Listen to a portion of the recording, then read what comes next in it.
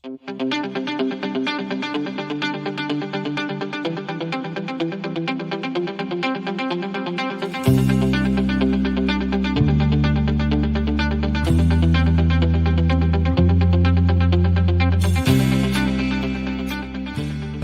and welcome to another live rendition of the Energy Detox, a petroleum-based blend of leadership conversations guaranteed to boost your professional and personal output by flushing away the hidden and often toxic barriers to peak performance.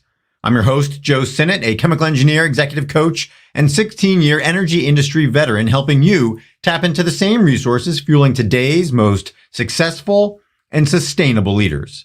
And today we're going to talk about how those leaders are very good at building and maintaining fires. And of course, we're not going to be talking about the literal fires that are burning throughout the world in various parts of our country here as people build fires in their fireplaces more and more, especially due to the increase in home heating fuels.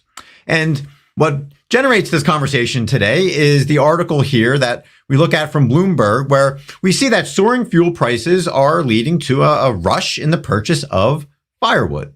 And again, this is not terribly surprising as we hear about, the energy crisis, if you will, or at least the increase in, again, home heating oil and natural gas prices.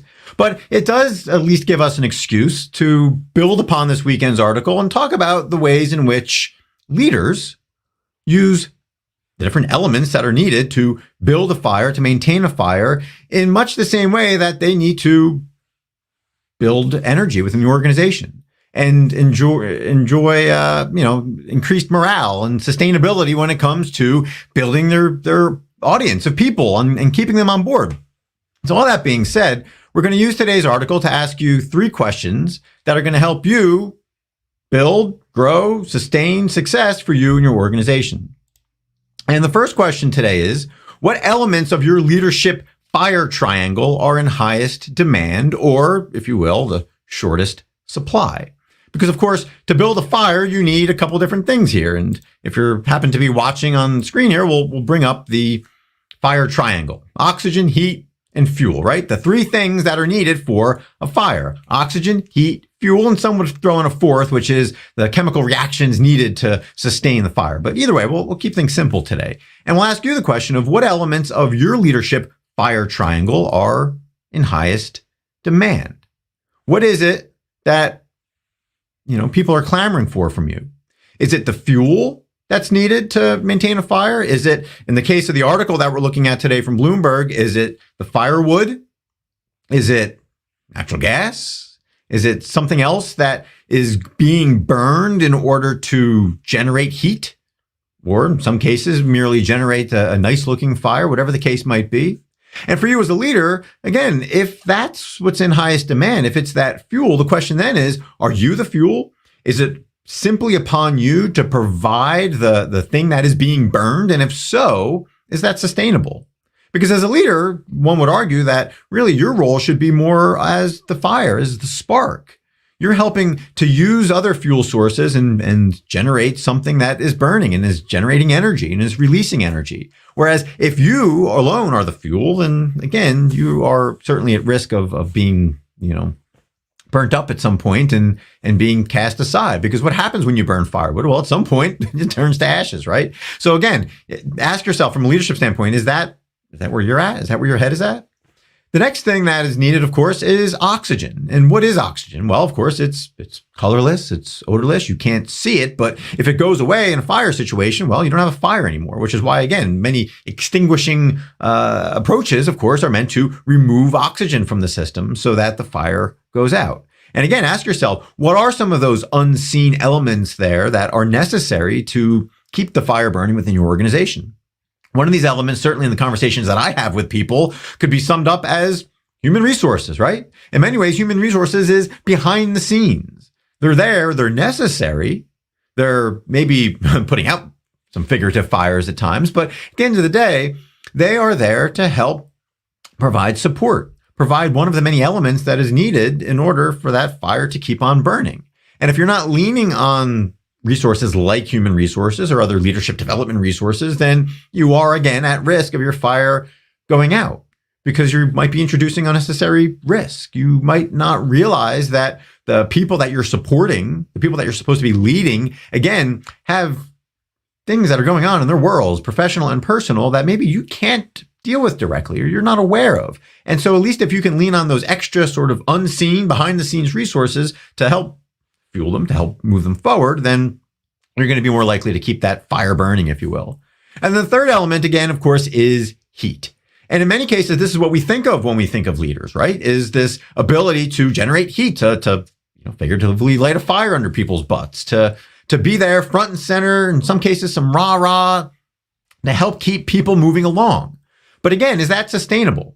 Are you the type of leader who relies on heat and being that spark and being that energy? Or again, are you more laid back? Are you content allowing other people to generate sparks and ideas and you're there to help fan the flames, if you will, and keep things moving forward and maybe go help gather additional firewood, if you will? Well, whatever the case might be, and whatever role you are used to having, the question is, do you have all of these elements in place? Because if you don't, well, again, it's very simple. The fire triangle is very simple. If you take any one of those elements out of the equation, you no longer have a fire. And when it comes to companies and company cultures, if you take any one of these elements out, or if any one of these elements is not in the right proportion, again, you no longer have a fire. So ask yourself, which of these elements might be missing? Which of these elements are you not leaning on fully? And which of these elements is something that you could work on so that you can grow the fire if need be? Or at least so you can sustain it, so it can keep on burning. The next question for you today from this article is regarding protection. And of course, you can't think about fire and not think about fire safety, right? So the question is, what percentage of your stakeholders are merely going through the motions during figurative fire drills? Now, obviously, with more and more people working from home, the number of fire drills that are occurring in buildings is probably less than it used to be, or maybe the fire drills are still occurring, but the number of people that are walking down stairwells to get to safety is obviously less than it used to be. So again, we're talking about figurative fire drills. We're talking about how many people in your organization or in your purview are ignoring all of the different, risk elements that you're throwing at them and you're talking about. You might still start every meeting or even remote meeting with some sort of safety moment, and that's great. But are people being desensitized to that? Are they just going through the motions? Are they getting complacent when it comes to, again, either their physical safety or what is probably more important at times for companies, again, with lots of remote workers, the figurative safety and security of their company, particularly when it comes to cybersecurity issues? Are you going through the motions in terms of, letting people know to be on guard against cybersecurity threats and other threats like that, to the point where they're desensitized and they're not paying attention and their guard is down? So again, whether we're talking about physical safety and, which again, for many companies is the number one priority, or we're talking about, again, safety regarding cybersecurity and other issues or other threats to companies' ability to operate securely and safely and to govern themselves in a way that reduces the amount of risk from outside influences. Whatever the case might be, ask yourself, are people letting their guards down? Are there, little fires that maybe you think you put out from a personnel standpoint that are still festering? Are there still embers there that are glowing a little bit that, again, you feel like you feel like you addressed enough, but maybe you didn't?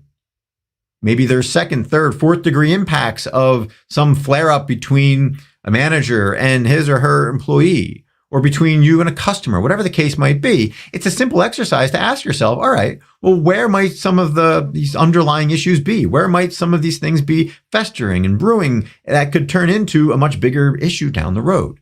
So again, it's a simple question, and it's one you can ask yourself today as you go through the day, whether or not the people that are, again, within your sphere of influence are actually taking seriously some of the threats that you've shared with them and you've taken the time to alert them to, or, maybe they're going the other direction. Maybe they're overprotective. Maybe they're spending too much time worried about the impacts of, an ember flying up and causing harm, and it's preventing them from doing their jobs and preventing them from doing things effectively. So again, whether they're on one end of the spectrum or the other, the reality is it could be costing you and your company and your stakeholders energy, time, money. So again, ask yourself that question today.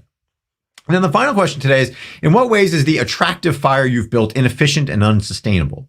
And again, if you go ahead and read this article from Bloomberg, it talks about how a lot of the demand for firewood comes from people who are building fires in their fireplaces, if for no other reason than it looks cool. It's nice. It's decorative, basically.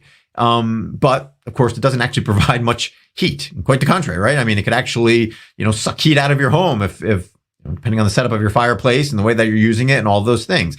Additionally, of course, if you're not careful, it could also introduce toxins and smoke and hazards and harm and all that too. So again, a nice, beautiful looking fire built within a fireplace within a home, can be great and warm and engender all kinds of nice, snuggly feelings there, especially as we head into the holidays. But the reality is, it might not be very efficient, and it certainly might not be sustainable. And of course, I can go on a 5 or 10 minute tangent about the sustainability of natural gas fireplaces that, yes, have some sort of trade-off. They might not have the same feel and the same look as a real fireplace, but obviously from a sustainability standpoint, it means less gathering of firewood or purchasing of firewood. It means cleaner burning fuels. It means a situation where natural gas is probably more likely to continue flowing into your home on a regular basis and be easier and more likely to sustain than you having to constantly go out and buy cords of firewood for, an increasing amount of money and keep feeding that, fire and making sure that if you have to go away for some period of time that, again, the fire keeps burning. Otherwise, you're going to have to start up again. Again, there's a lot of elements that come with a wood burning stove or with a fireplace, whatever the case might be. And as natural as that might be, as nice as it might be to look at, as renewable as firewood might be, the reality is it might not be sustainable for your purposes, especially if your purposes is to provide heat, because from an efficiency standpoint,